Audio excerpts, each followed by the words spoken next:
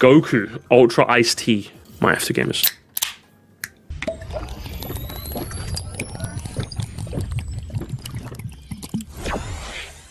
That's pretty nice. So gamers, oh my god. Have you made some New Year's resolutions? I haven't, but maybe I should. Maybe I should take a tip from Mark Maxwell, as he makes the best and worst gaming New Year's resolutions. I'm not sure what he means by this, to be honest, so I'm kind of going in a bit blind. My gaming resolution is just to do a bit more game. Oh, if I was to have a New Year's resolution for gaming, I just want to like play more games. I think I'm going to set the target of like, I want to play at least 30 games this year. I think that's a soft target. I want to go as high as 50. 50 is like the big goal, but I want to go 30. I want to play like 30 games this year. Other than that, though, I ain't got nothing else. So without further ado, Mark Maxwell, take it away. The last 12 months were an incredible time to be a video game fan. True! But that's all behind us now. 2026 is a brand new year, and with that comes the natural human tendency to reflect on our actions and respond by setting mostly unhelpful goals for ourselves. Really? That's right, it is officially New Year's resolution season. And this time around, I thought it'd be fun to look at some of the most common gaming resolutions that I've seen across social media. And let me just say— Oh, hello. Don't buy any new games. Try old classic games I never played before. Stop watching games instead of playing them. That's a good one. Clear out my backlog. That's a shit one. Stop pre-ordering games. That's good. Play more games with friends. I guess if you haven't, then you can, yeah. Stop Doom Squad on my library and just play something. True! No competitive multiplayer games. That's just a bit silly. Only buy a game if I'm ready to start immediately. That's a bit silly. Finish X amount of— Oh, that was me! That was actually me! I want to play at least 30 games this year. And I think it's mainly because, like, I think towards the— I think the start of the— I think I definitely picked up towards the end of the year. But towards, like, for the first half of 2025, I think I didn't play as many games as I could have. And that's mainly because I haven't really been streaming on Twitch lately. So I definitely want to like start streaming on Twitch a bit more and just do variety games and stuff. I definitely want to bring that back again. And now that I have a bit more time this January, I want to be able to. So say up front, there are some bad goals out there. Today, I'm going to be ranking these resolutions based on how helpful or potentially disastrous I think they would be. We'll cover— I will say in general, if we're talking about a generality when it comes to goals, goals without structure are fundamentally useless. Like, do you see how I said I want to play 30 games this year? My structure for that is I want to make sure my Twitch is for that, because I haven't really streamed on Twitch much. I kind of left my Twitch high and dry because I just didn't really know what to do on there. I think what I'm doing, I'm just going to play random games on there. I think I'm just going to play games. If I'm in the mood to just boot up a random game, I'm just going to stream on Twitch. I think that's the game plan for now, so I'm going to start doing that whenever I can. For a wide spectrum of games. So if you have like a general goal, you want to have like some sort of like pointed way for you to tackle this. You can't just say, "Oh, I need to play more games." Like how? What are you gonna do? Steam library, PlayStation library? Like what are we doing? What are we doing? Like what's that? Like talk through it. It's like saying vote with your wallet. Like what are you gonna do next? You know, it's like what's next? What's next? What's next? From analysis paralysis to gaming identity and guilt and various forms of FOMO. Finally, at the end of the video, I'll share my own gaming resolution for this year so that hopefully you guys can help to hold me accountable. Okay. Let's get into it. Resolution number 1. Don't buy any new games this year. I would personally say that's a stupid resolution. Like as a whole, like, you know, generally, obviously circumstances be damned. Like if we're talking as a general resolution, this is just stupid. I don't know why you would stop yourself from buying new stuff. Like literally F tier resolution. Terrible. We're starting with a popular one, so we can get it out of the way. No new games is a very common reaction to library bloat. We look at our massive collections, feel a wave of guilt, and respond with a hard rule. But even though the problem is real, this resolution completely misses the point. Yeah, it misses the point, which gamers, it's very quickly becoming a Sir Moresty mantra. You do not have a backlog. Your backlog doesn't exist. A backlog, it puts a lot more stress into you playing video games than you need to be. What you have is a library. And just like with any library, there's sometimes books that you want to read, and sometimes there's books you don't want to read. That is how you should think of your video games. You don't have a backlog. You have a library. And every book there is a book that needs to be read at some point. Well, it doesn't need to be, but whenever you're in the mood to. So that's what it is. When people say backlog, you have a library. That's what it is. Change the language. If you change the language, you change the mindset. You don't have a backlog. You have a library. Okay? Loads of books. So it's going straight into D tier. It's good. D? Generous. I'd say it's F. Underlying issue isn't that we buy games. It's that our time and our access to games are moving in opposite directions. When we were younger... Give me a second. I just need to do something real quick. Oh, man, I'm getting too hot in this snooty. I'm taking off. Oh, it's too hot. It's too hot. I'm doing a live change. Oh, there we go. That's a lot better. And I'm watching like 10 minutes. I'm going to be cold again. It's going to be terrible. All right. Oh, we're back. The underlying issue isn't that we buy games. It's that our time and our access to games are moving in opposite directions. Yes. Oh my God, Mark, you're a genius. Yes. As you get older, you typically don't have as much time to play games. So as a result, you have I have the money to buy games. I have a bit more disposable income than I did, say, 5 years ago. I have a lot less free time than I did 5 years ago. And we could even go back 10 years ago and it's even more. I have way more free time. No money to buy games. I have no money. Literally zero Manchester, you know? Zero money. When we were younger, we had plenty of time. Oh my God, he said the same thing!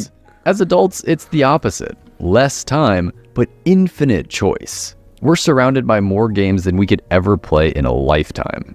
And this resolution tries to solve that mismatch with an outright ban. No new games is way too rigid, and it ignores why you buy games in the first place. It turns curiosity into temptation and discipline into deprivation. When you set an all or nothing rule like this, rebounding is the most likely outcome. Exactly. Because what ends up happening is you'll just end up playing the same comfort game over and over and over again, which is a cycle that I sometimes find myself in, which I need to break. My game is to complete 60 or 66 games in my life over video games while playing much more smaller things. Okay, fair dues. For me, I'm trying to aim for the soft goal of 30. I'm going to use my Twitch as a way to log all of the games I've played, you know? Better version of this goal, we should emphasize intention. Buy fewer games, and only when I'm genuinely excited about them. Yeah, true. That shift changes everything. Instead of policing yourself, you start paying attention to your own motivations. And that is how you actually play more of the games you buy. That's a way better resolution. Resolution number 2. Finish X number of games. Okay, I'm guilty of this. What are you gonna say to me, Mark? What are you gonna say to me?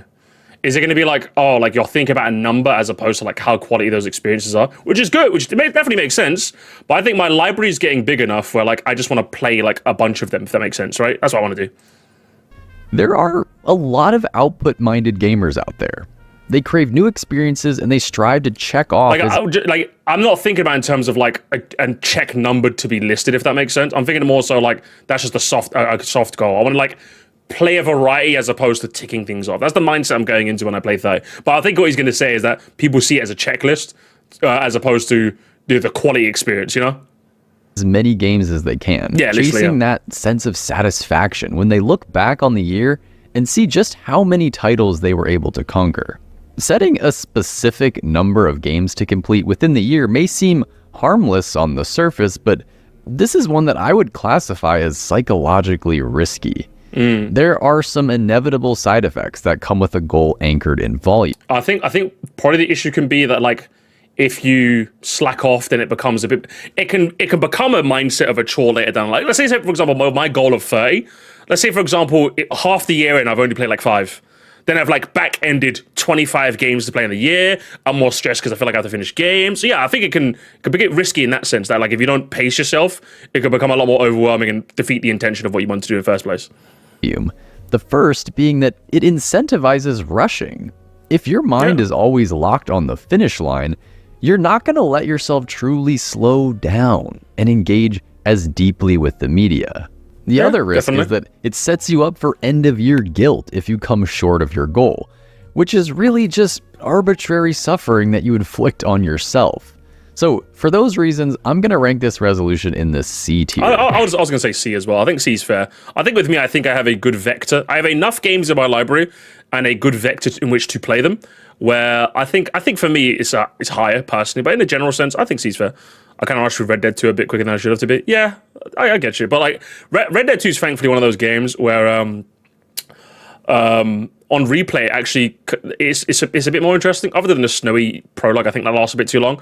But I think you notice a lot more things on the second playthrough. Because I started playing it again a little bit. I got up to Valentine on the second playthrough. And like you just notice a lot more things that you didn't notice the first time. Because there's just so much to do in that game. There's just so much to see, you know? To improve it, I would suggest adding a qualifier. Finish games when I'm excited to see the ending. Yeah, fair. This gives you permission to drop games you aren't enjoying, but it still helps you commit to those you are. That's a good one. That's not an issue I've had with trying to do a social media thread. I start experiencing things with this specific intent to fill up the thread, wrong mindset. Yeah, definitely. It's why I just log stuff whenever I get the time to, honestly. Yeah. Mission number 3. Stop pre-ordering games. I think this is in general, I think this is a good thing to do, because, like, again, if you're, I think pre-ordering only works if you know for 100% certainty you're going to buy it. Because, like, pre-ordering initially was the game is in limited stock. You pre-order it so you know you have yours guaranteed. We don't live in that era anymore. We do not live in the era where there's limited stock for games anymore. We don't live in that. So as far as I'm concerned, the only reason that I can think of, someone maybe could educate me a little bit more, the only reason I've ever pre-ordered a game is I get paid monthly. I think most of the UK you get paid monthly.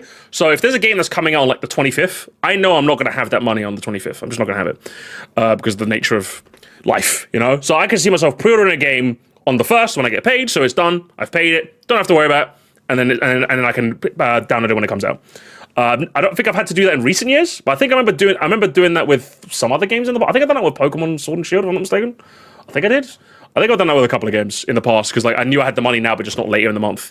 Other than that, I can't really think of another reason to pre-order a game. Like, just buy it when it comes out. Maybe if it has a really good pre-order bonus, but I don't know how good pre-order bonuses are these days. So, I don't know. I'll be honest and admit that I don't understand why someone would pre-order a game in 2026. Yeah, I think I've given you the one reason, that's it. The only plausible reasons are to have the game installed as soon as it goes live, or to grab some kind of bonus pre-order bundle that gives you additional content. But in either of those cases, you could just buy the game a few hours before it launches. Yep. Pre-ordering months in advance before anyone has actually played it is just being an uninformed consumer. Yeah, literally. You're literally being a consumer. I'd say this is like, I'd put this in F as well. I'd say F, yeah. Goes in A tier. It's simple. Sorry, stop pre-ordering and not pre-ordering games. Like, stop pre-ordering games? Yeah, this is an S. I'd say, as a resolution, I'd say it is there. Just don't pre-order games, man. Extremely low downside, and it will prevent hype-driven regret. Resolution number 4. Stop watching games instead of playing them. I quite like this one. I think this is one where I'm more interested to get the chat's take, because obviously I feel like you guys were younger I think with you guys that are younger that don't have the money to buy games, I could see there being a reason to buy them. Also, to watch them instead of buying, because you know you're not going to be able to buy them. Whereas for me, by the time Let's Plays became big and stuff and like what have you, I'm just like, I kind of had money to buy stuff, I would say. So I never really had to. I never really had to like. I've never been in a situation. Something I've never done is I've never watched a playthrough of a game that I wanted to play. I've never done that. Never done it before. Anytime I've ever watched a Let's Play, it's for something I didn't want to play anyway, so I don't care. Or I'm there for the comedy of the people doing the Let's Play, not for the game. So like Only Plays, for example. Like if they, I don't really watch them to play a game that like I'm going to play because I want to play myself, you know. So it happens more often than not. So when it comes to this, I can see it, but at the same time,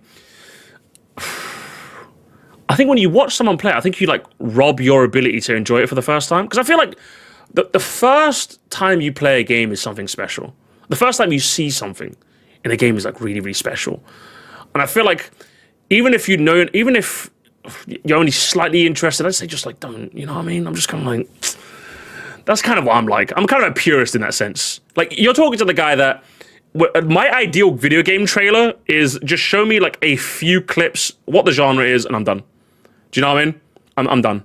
That's what I'm like. I want to see enough of the game where I'm interested, and that's it. Like I'm done. I don't want to see any more. It's the reason why, for example, I didn't watch the DKB Direct. I had a lot of people at the time saying, "Did you watch it?" And I thought, no, I didn't watch it. Like I know I'm gonna buy it. And that's it. Like that's it. I'm gonna play the game now. And as a result, I was actually really excited when the Bonanzas were revealed, because I'm sure they showed some of the Bonanzas in the DKB Direct, and they showed Pauline. I didn't know Pauline was in the game. Some people said she was in the box. And I was like, I didn't pay attention. So I didn't know Pauline was in the game. I didn't know who that was. It could have been a young Pauline. I don't fucking know. So like there was a lot of reveals that I was excited for the first time because I just didn't watch anything. And I feel like that sort of feeling is something that I wish everyone could have at all times. You know. If I want to watch at least a bit to know if I'm interested. If I can't buy the game, I can still watch. It's a bit. I can definitely see the arguments against it. I'm just like, I don't know, man. For me, I'm just like, I just don't know. I watched he plays the year. I know for a fact that I want to get on my Switch too, but I know for a fact that I won't get that for a while. And I don't want to go through months of spoiler avoidance, so I'll watch. I think that's fair. I think that's valid. I don't know, I'm not going to buy the game. I'm glad to watch it. Those Age of Imprisonment cutscenes were fun. Fair dues. I watch Let's Plays like Markiplier's playthrough, but mostly because of Markiplier. Fair. Honestly, if I'm going out, if I'm going to not watch anything about Gen 10 until after the Pokemon days. So yeah, pretty much same here. I think there's definitely I could definitely see some arguments against this, but for me, I'm just like, I value the experience of seeing a game for the first time. So if I know I'm going to play it, even slightly, I want to do that for myself, you know? Over the last decade, we've seen a fascinating trend develop. Many gamers are actually spending more time watching other people play games than participating in the playing themselves. Oh, and obviously, funny enough, he shows like multiplayer games. I'm gonna be, this might be quite unique to me, but like, I don't really want to watch other people play multiplayer games because I'm just like, you're better than me, and as a result, I feel inadequate. I don't want to watch Shroud play Arc Creators because I'm just like, fuck, I suck at this guy. Why can't I do that? I used to be this, man. I used to be that like max sensitivity, like fucking multiplayer chud gamer. I don't want to watch someone half my age be able to do what I used to do, okay? I ain't doing that anymore, okay? I can't do it anymore. I can't do it anymore.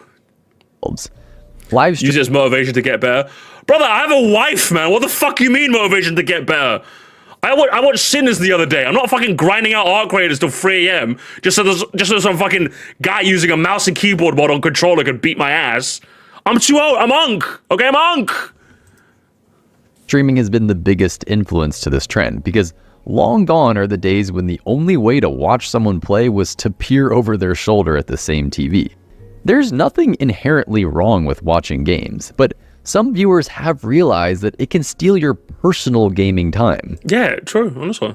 My New Year's resolution is to make more videos on my channel about games as well as stream more. Oh, hell yeah. Let me know how that goes, man.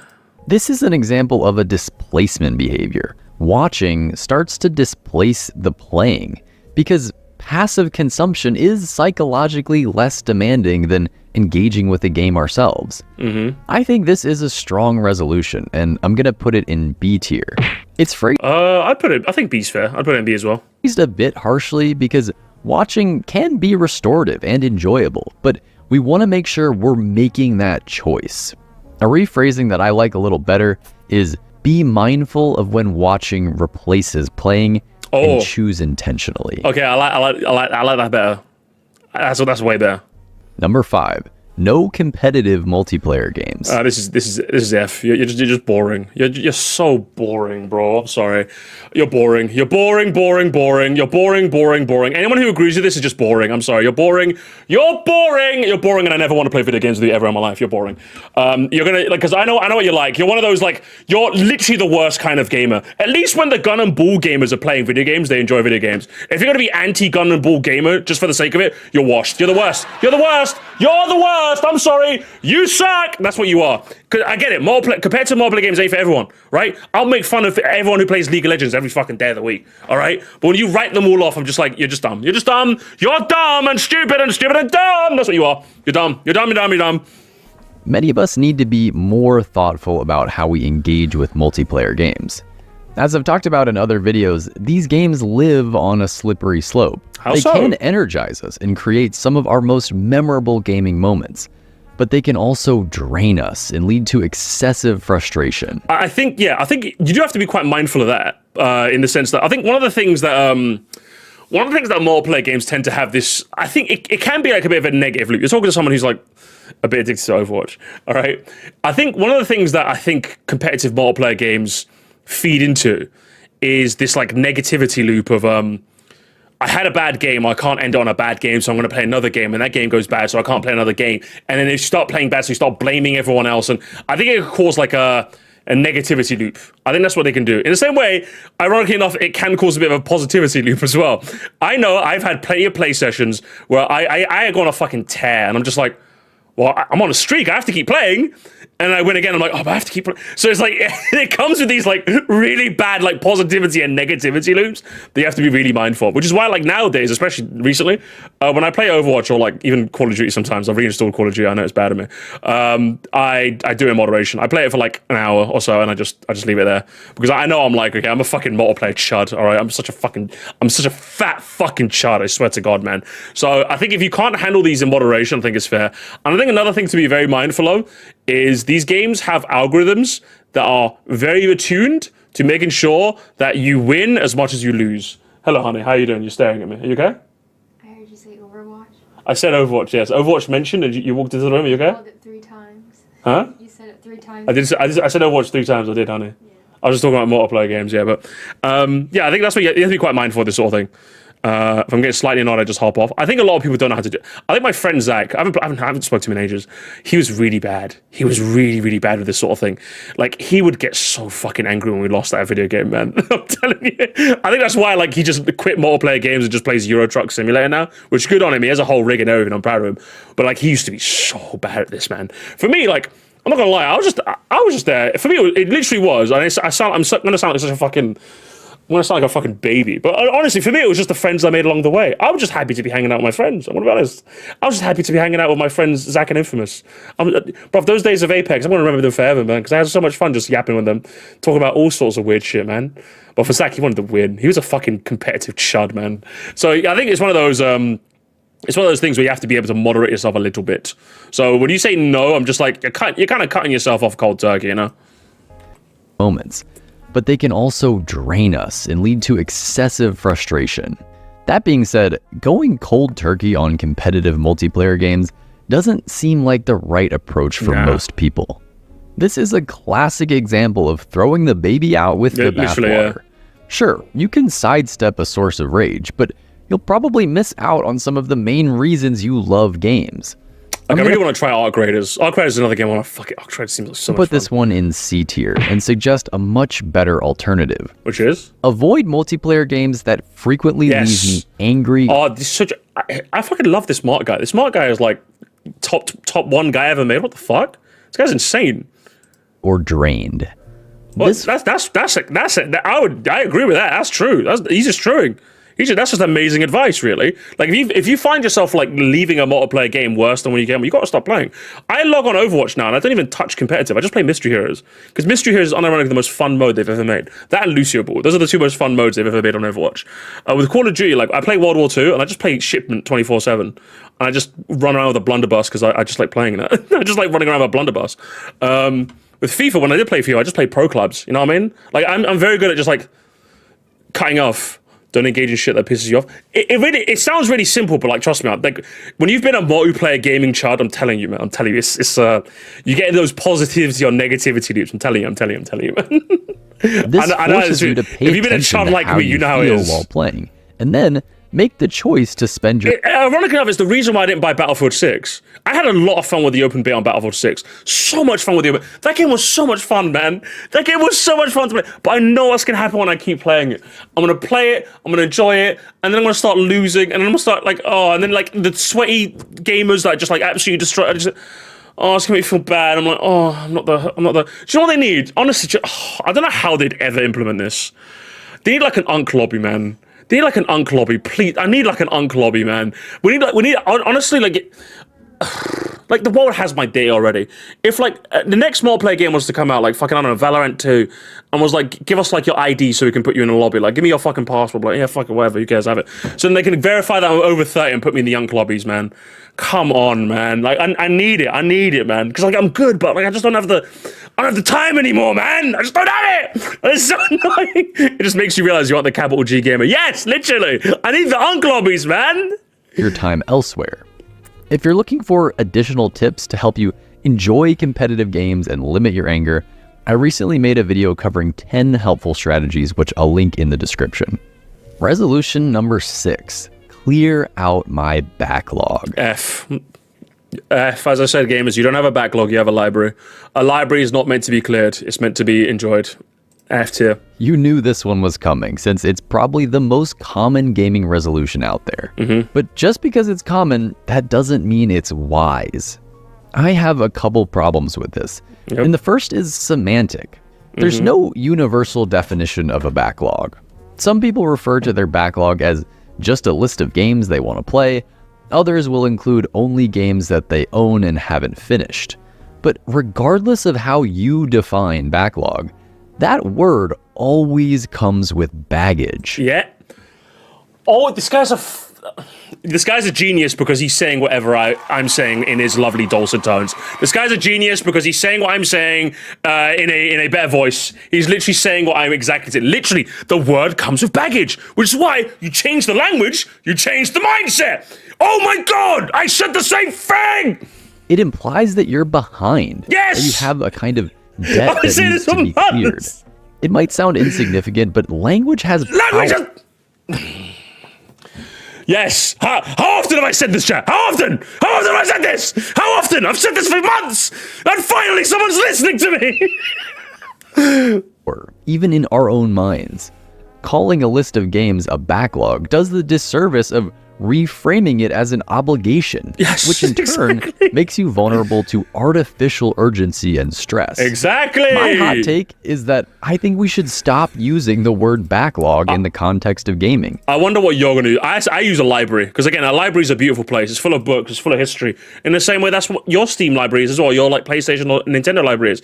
It's full of lovely books that are yet to be read. And at some point, you might get to them. Sometimes you might fancy reading a bit of Green Eggs and Ham. Sometimes you fancy challenging yourself. You know, sometimes you never know. I got 4 and 20 on COD too often, always totally unfazed. I couldn't do it, man. Dr. Mark Maxwell, give me the treatment. Honestly, what's the prognosis, brother? What's the prognosis? Because it can make something you're supposed to enjoy feel like a chore. The other issue with this resolution is that trying to clear out a set of games puts you in the same kind of headspace as the finish X number of games goal. It prioritizes checking something off over actually having fun. As it stands, this one has to go in D tier. Oh, you're too generous, man. This is like the worst. Genuinely like the worst resolution you can come up with. But let's try to improve it. If we dig a level deeper, what is someone with this resolution attempting to solve?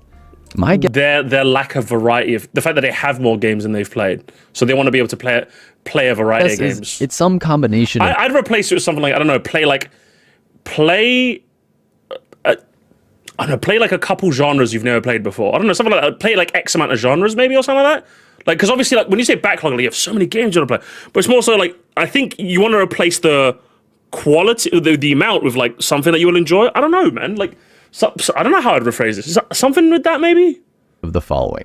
Too many choices, regret or guilt about their purchases, and perhaps a greater desire for closure. So what if instead of trying to clear a backlog, we focus on shrinking the number of games competing for our attention? Yeah, exactly. Narrow it down to a smaller pool and play those. Right now. To do that, we could set the following resolution. Actively choose which games belong in my now pile. Yeah, that's good, yeah. And ignore the rest. Like, pick 5 games that, like, go through your list and go, okay, I definitely want to play this, definitely want to play this, and then that's it, you know what I mean? This way, you only have to care about one set of games. I would also say, if you're going to do that, add one game from a genre you've never tried before. Because I think one thing, and I think one thing that I think a lot of people kind of, like, do a disservice with themselves is... I think if you're someone who's in the camp of like, let's say, even if there's someone in the chat right now that's like, I know gaming feels, you're not one of those like gaming is dead people, but let's say you're genuinely, you're someone in this chat who feels like gaming just doesn't hit the same anymore, or like it feels like it's gone a bit stale for you. What made gaming so interesting when you were a kid? It was the absolute endless possibilities of everything that you didn't know. That was what was exciting about video games. What you want to do is you want to try and recapture that as much as possible. And what better way is that to do that than to play a new genre that you've never tried before? Amazing, right? That's why I would tell you to play a genre that you're not so familiar with, should I say. Which is why, like, I'm kind of excited to play Expedition 33. Like, I don't really play that many turn-based RPG. I'm not counting Pokemon. Pokemon has the inertia of being Pokemon. But other than Pokemon, and again, Persona was different vibes, I don't really play any turn-based RPGs. Which is why, like, when I play Undertale, it's like bullet hell turn-based RPG. I'm like, what the fuck? What the hell was this? And I'm never going to forget that game. The game was fantastic. And the same with Expedition 33, I'm like, what the hell? That's crazy, you know what I mean? So I think that's why you should probably add a game from a genre you've either not played often or never tried. Because then you either have the experience of knowing, okay, the genre is definitely not for me, or you end up finding it a whole new world, of possibilities, you know? Backlog to resolve the lack of storage space for me. Listen, it's the B word. We can't use the B word anymore, Monty, okay? Games, the ones you're currently enjoying. Everything else outside of those 1 to 3 games can just safely and peacefully exist until you choose to engage with them. No rush, no guilt, no pressure. True. Resolution number 7. Try an old classic that I've never played before. I think this one of those ones that sounds good, but you don't have to. It depends. Like, do you want to? I feel like it's good, but like, I don't think you should force yourself. I do think that because obviously, if you're interested in something, I think it behooves you to learn the history, right? Like, if you're interested in for example, music, composition, right? It behooves you to study who was the greats of the industry. Do you know what I mean? I think it behooves you to study up on the classics of a genre that you're interested in getting in, you know? I think the same applies to video games as well. So I would say this is good, but I would say only if you're really interested, you know what I mean? I wouldn't say do it because you have to, you know? Or do it to prove your gaming chudliness, you know? I would say if you've always heard about these games and you're curious to try them, absolutely, yeah, 100%. I would urge everyone to play the original Super Mario. If you're someone who's played who's a Mario Andy, and you've never played the original Super Mario Brothers, you have to play it. You have to. That's the game that saved the industry. But no, you have to play it because again, just to really get the idea of Nintendo was basically nothing in the West, and they made this little Bing Bing Wahoo guy, and now they fucking rule the industry. Do you know what I mean? I think for you to play the very ground zero, I think you have to. I think you owe it to yourself as a Nintendo gamer to play ground zero, and then you play Lost Levels and you enjoy it the same way I do, the sadist I am, you know. As a mid-90s baby, I've been lucky to experience a fantastic slice of video game history during my life. Oh my god, mid-90s? Oh my god, we're about the same age, aren't we? I've had a chance to play many of the greatest franchises in gaming. Same. There are still so many that I never crossed paths with. Same. I like this resolution because I'm genuinely really excited for when Halo ends up being because they're remaking Halo, aren't they? Halo Combat Remade or whatever they're going to call it. I never played Halo. It's the one Xbox exclusive that I never played, and I'm just fuck, I really want to try Halo. So whenever that remake or whatever comes out, I really want to try that. I really, really want to try that. It's a clean way to encourage exploration of the medium without any strings attached. Older games can usually be picked up for less money than modern titles, and they're also more likely to be on the shorter side. This is a strong A-tier resolution. Yeah, 100%. I don't see any harm in setting this goal for yourself this year. I think as long as the intent is there, don't play a classic because you feel like you have to. You have to play it because you're interested. If you're a gaming chud, let's say, as someone who loves video games and you really want to understand the history of video games, yeah, go back and play some. Resolution number 8. Stop doom scrolling my library and just play something. I think that's fair. I think it's low stakes, simple to do. Just play something, okay? Just pick something, play something right now. That's what you got to do. All right, that's what you got to do. Do you know how hard I do this? I would make a list of games that you want to play, and then get someone to pick a game for you. Either 1, you'll play that game, or 2, if you didn't want to play that game, but there was another game you were hoping they'd pick, that's the one you want to play. Play that instead. Sometimes you got to trick your own brain, all right? Sometimes you got to get the Master Chief Collection, the remake has AI. Does it? Fuck. AI slop. Steam offers pretty extensive metrics about your play habits. You can see exactly how many hours you've logged across every game in your library. But the one metric Steam doesn't capture is how long you spend just deciding what game you want to play. I've been caught in this loop countless times, and it doesn't feel good to realize that 30 minutes have just vanished, and I still haven't clicked play on anything. I made a video earlier this year called Why You Can't Choose a Game, which goes into detail on how players are overwhelmed with decisions these days. I think it's choice paralysis, isn't it? That's probably what it is. Creating a paradox of choice where more options is actually hurting our satisfaction. I think it's choice paralysis. I think we called that right. Analysis paralysis, choice paralysis. I think I ended up watching Vsauce. I don't know if you got the psychology guy Vsauce. He had a YouTube original series called Mindfield, which I think is some of the best stuff on YouTube that they've ever done. And I think he ended up doing this experiment where he literally gave someone a choice between 2 flavors of sweets, strawberry and lemon, and like they chose, and then he asked them after, oh, were you satisfied with your answer? I'm like, yeah, that's cool. But then you give someone a choice of 20, they pick one, then after they go, were you satisfied with your choice? They're like, I don't know, I kind of fancy trying that. Like a lot of them went, I don't know, I fancy trying the other one. It's like, yeah, I think that's when I learned about choice paralysis. And it's a real phenomenon. You gotta be careful with it, man. This resolution is pointed in the right direction because it signals that you have some awareness of wasted time due to indecision. But the main drawback is that it doesn't actually help you make a choice. I think it's fair to put this one in B tier, and I would suggest the following edit to make it more actionable. Pick a game in under 2 minutes or stop browsing entirely. I think that makes it, yeah, I think that's better. And if you're interested in learning some great methods for choosing what to play, I talk about 3 different approaches I use in that video I just mentioned, all easily doable in less than 2 minutes. So I'd probably watch that if I had the problem. I don't think I have a problem choosing games to play. I just need to play them. For that is I know I'm in the opposite problem. I know I need to play. I just don't play them. Down in the description. Resolution number 9. Only buy games if they're on sale. I mean, I suppose if your wallet's hurting, then sure. But like as a general rule, I think it's a bit stupid. Like just buy games when you want to buy games. Again, if money is a factor, obviously, but if money notwithstanding, just buy games when you want to buy games. Like buy them if you want to. Like what are we doing here? This is a deceptive one.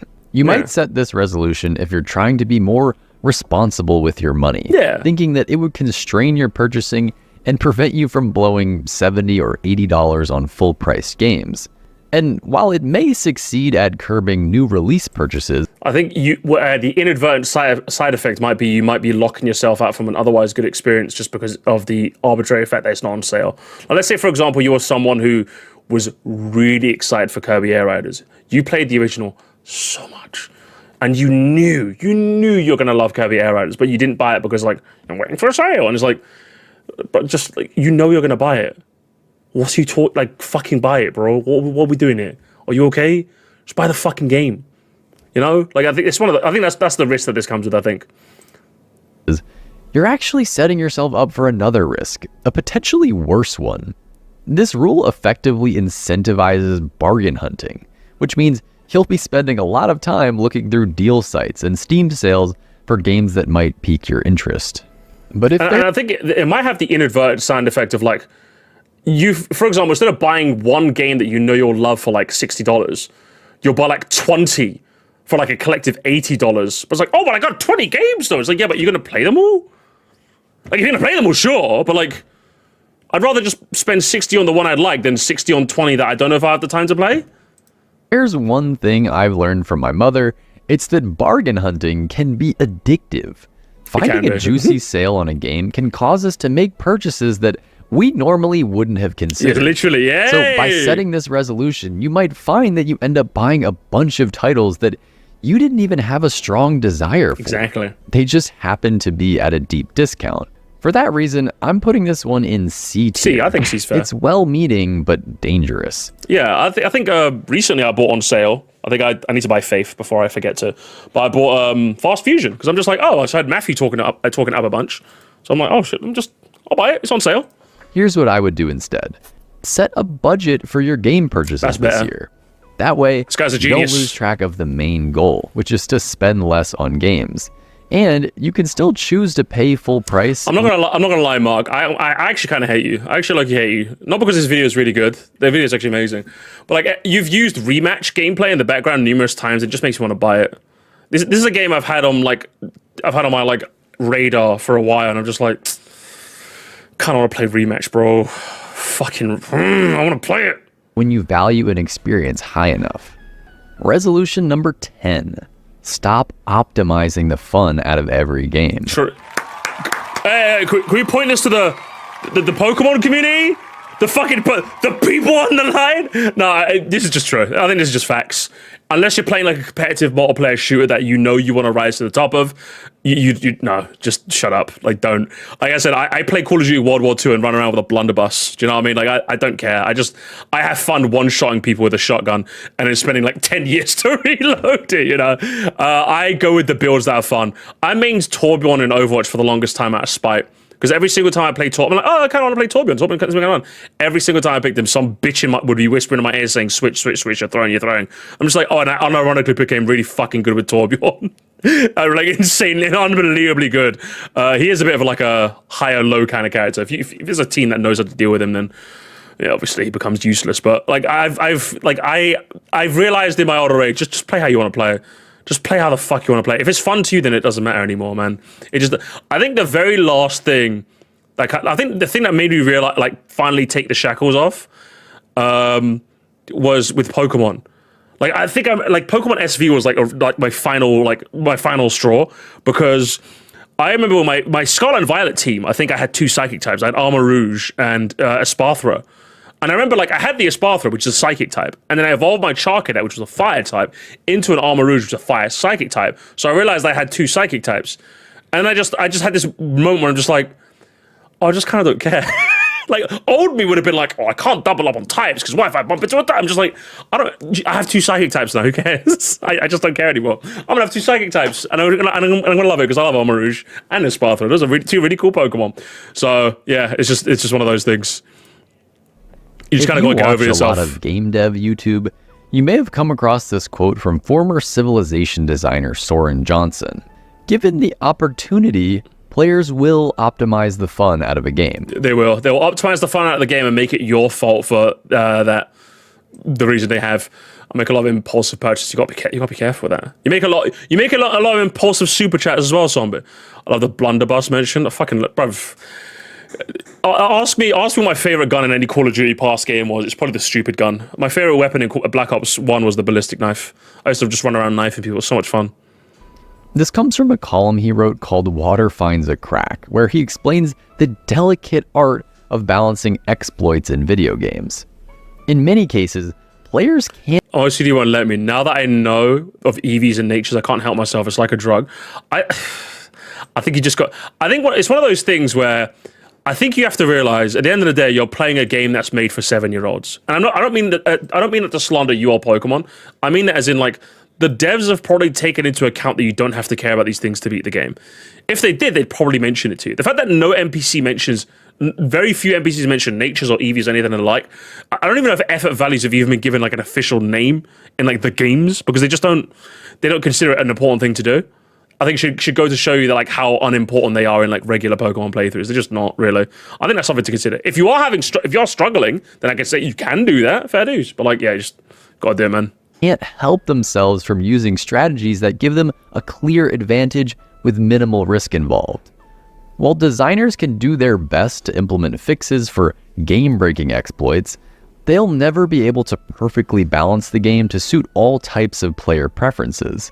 The best they can do at that point, he says, is to put the player in control of their own experience. Yeah. If you enjoy optimizing to the point of trivializing the game's difficulty, then that's a choice you'll have to make.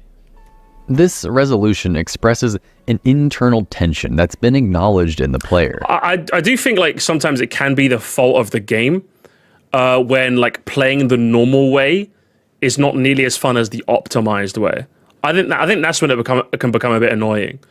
Like let's say I don't know what's an example I can have off the top of my head, but like yeah, if it comes to like when it comes to Pokemon, like I can have just as much fun playing the game and just catching whatever I want and just being like, oh, you look cool, I'm going to train you. But like when it gets to the point where I need to optimize everything to do it, then like am I optimizing or am I doing what is the normal way of playing the game? Does that make sense? Like I don't know if you guys get what I'm trying to say. Isn't that the opposite of what I mean? Maybe. They know that they have a habit of over-optimizing, and they want to change that. I've been on this journey for the past decade or so.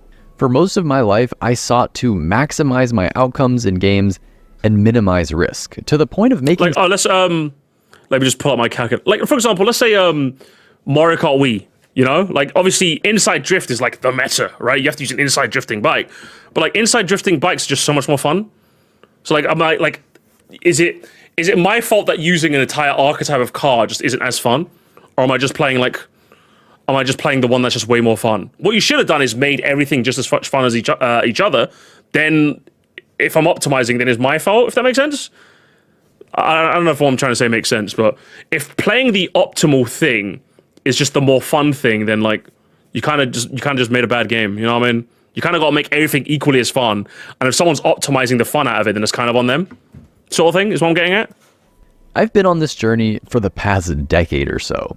For most of my life, I sought to maximize my outcomes in games and minimize risk, to the point of making some games boring. It's taken a conscious effort to adapt my mentality over the years, where now I can often catch myself over-optimizing when I see that it may ruin the experience for me. I love this goal. I think it reclaims playfulness and builds intrinsic motivation to experience games. Yeah. S tier. Wait, we've made he finally gave an S? Oh my god, I was like, when is he going to give an S tier to something? it through 10 resolutions, but I do have a handful more that are worth discussing. So Okay. let's tackle these remaining ones in a rapid fire round. Okay. And then I'll talk about my resolution for this year. Number 11, play more games with friends. I think if you're someone that wants to, then I think this is just subjective. If you want to, then sure. If not, then you know, it's kind of it, really. This is a great goal when it Like, if you're asking me personally, I would love to play more games with friends. I haven't spoken to Zach. I'm gonna call Zach. I'm gonna give him a ring. I'm gonna play with the ages. aligns with your life. I think most adult gamers are probably missing He's fucking putting rematch again. Is this rematch? This is rematch again, right? out on positive This social fucking play guy, bro. Fuck this smart guy, man. experiences. What But cunt? just be careful not to force this if scheduling or genre preferences aren't meshing. This one goes in B tier. I would add on. And then it's fucking the sale is gone, so it's like 21 pounds. I'm playing rematch, okay? I don't care. I'm buying it right now. Fuck your sale. I'm buying it right now. Fuck you. You convinced me. I'm buying it. Play more games with friends when it feels energizing. Number 12, only buy a game if I'm ready to start it immediately. This feels a bit of a strange one. So I'm just like, I'm gonna buy it if I know I'm interested in it. Like if it's on sale now, then I'll buy it. I'm just like, I can see the sentiment. It's like, oh, only buy a game if I'm interested, so it doesn't go in the backlog. But I'm just like, strong friction-based solution, which can definitely reduce impulse buying while still preserving your ability to choose the games you want to play. I would put this up in A tier, but might soften the language a bit to give yourself more breathing room. Yeah, I'd put it in. Only buy a game if I intend to start it soon. I'd put that one in there. I'd put the first one on like maybe C. Number 13, get my money's worth out of my gaming subscription. Brother, if you have to make this a resolution, you're not getting your money's worth, bro. If you have to write this down, you ain't getting it, bro. Just cancel it. Just cancel it, man. This is the sunk cost fallacy just in resolution form. Yeah. And it belongs in C tier. If you're paying for a gaming subscription, it should already be making his money. Well, yeah, exactly. That's so silly. providing a clear value to your life. Forcing yourself to get more out of it is just another recipe for rushed, unsatisfied play. Yeah, bro. How about cancel my subscription if it doesn't genuinely excite Yeah, me? literally. Number 14. Only finish games I'm truly enjoying. I think that's fair. I think a lot of people push themselves to finish a game to say they finished it, but yeah, if you just don't have fun playing it, then yeah, I think it's totally valid to just drop a game. I think that's fair. This is a no-brainer. Yeah. Automatic S tier. Don't handcuff yourself to a game that isn't bringing you joy or satisfaction. I'd personally give that like a B. I wouldn't give that an S because it's just a bit too like obvious. It's like Captain Obvious type tier, but okay. This resolution prioritizes your autonomy. It encourages you to listen to But internal what's the content? signals, and I ain't Nintendo land, bro. it's a habit that'll benefit you for the rest of your life. Just do it. Number 15. No gaming until I've earned it. I suppose it's kind of dependent on who you are as a person. Gaming is something for leisure time, so if you haven't done anything you need to do in the day, then I guess it's fair. It depends on your life, really. You know? Oh boy. This one is quietly common but emotionally loaded. It frames gaming, something you love to do, as a vice. Instead of creating balance, this is much more likely to lead to scarcity and thus backfire. Oh, that's actually true. I think it just loads the language in a reverse way, you know? So it's like, what do you mean by earned it? Like, it's quite vague, isn't it? Yeah, it implies a bit too much pressure. I get it now. That makes sense. I gotta go F tier on this one. Oh, that guess is F? I get it. I put a D, but like F is that's harsh. A much better grade. version would be decide in advance when I'm gonna game and stop when the time's up. Yeah, fair. Finally, number 16. Stop feeling guilty about gaming. Yeah, this is just obviously. Do you know what I mean? Like, you need to start. Like, listen, if you already have something that you need to do in your gaming, then obviously just go do that, bro. Just go sort your shit out, man. But like, if you've already done everything there is to do for the day, why are you feeling guilty? Like, just play a game. Go like, this guy Seth. I feel like the others deserve. Yeah, I think there was a couple more that deserve this. But like, yeah, it's just. I think for some people are wondering like, why would someone feel guilty about gaming? It's like I can't relate to the feeling too hard, but I could definitely see the idea of someone just going, oh, I'm just wasting my time gaming, man. I should be doing something a bit more productive. It's the productivity fallacy. Do you know what I mean? It's the whole, either you're procrastinating, in which case do what you fucking need to do, dipshit, or it's the productivity fallacy where you've done everything you need to do, but you're not. You feel guilty gaming because you're not being productive enough. And I'm just like. As far as I'm concerned, usually I have, if I'm not working, I have errands I need to do the day, I have like work I need to do, like editing and preparing stream stuff. Thank you, darling. And if I've done all I need to do, I'm just gonna game. I don't care. Thank you, honey. Appreciate that. What have we got? We've got mashed potatoes and gravy. We've got some what have we got, honey? What's for dinner? I'm never cooking that fucking rib again, dude. Is this rib? Yeah. Why are you not cooking the rib again? What happened? It fucking sucks. I hate our oven, man. I hate heat. What makes you hate that? Come on the stream, rant with me. I can't. But Oh, yeah, okay, you're not wearing it. What happened? It took an hour to cook mashed potatoes, bro. Took you an hour? Because the fucking thing wouldn't heat up. It takes like 20 minutes to heat It's because up. we got an electric oven, and those famously take a while to like heat up, so... So then I'm like, all right, chill. So then I was like, went for 2. So I went to, a little higher. Uh-huh. Another, because I went up just one fraction high. I went from 2 to 3.